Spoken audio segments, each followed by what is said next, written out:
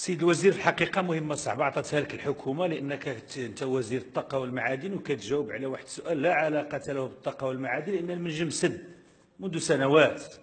هذا مشكل متعلق بقطاعات مختلفة في الحكومة. جردة تعاني من الصحة، مشاكل ديال الصحة، ديال التعليم، ديال الاستثمار، ديال البطالة. هو الشعار اللي رفعوه الدراري الصغار والكبار: البديل الاقتصادي. الحكومة السابقة وهذه الحكومة كنطلبوا حاجة بسيطة من هذا المكان اللي احنا واقفين فيه. كنتوا كتحتجوا كتقولوا بأنه الحكومة ما كتعطيكمش وقت وما كتستقبلكمش، كتعاملونا بنفس المعاملة اللي كنتوا كتحتجوا عليها.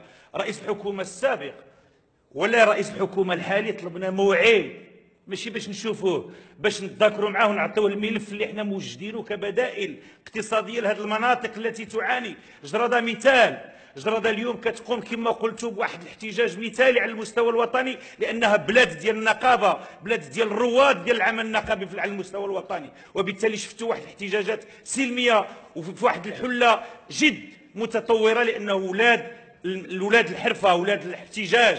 وبالتالي هذا الاحتجاج هو عنوان ديال منطقة حدودية كلها تعاني من البطالة، من التهميش، من الحقرة، غياب. هذا الشيء ما كنحملوش بلا ما نعاودوا نفس التكرار، نفس الجمل. ماشي احنا الحكومة المتعاقبة. دابا انتم اللي مسؤولين، بغيناكم انتم تعطيونا البدائل، انتم تعطيونا الحلول، انتم تعطيو لهاد الناس الامال، لانه جيتوا فعلا ومشكورين انكم جلستوا مع الناس، ولكن من خرجتوا الناس ما حسوش باللي كاين حلول.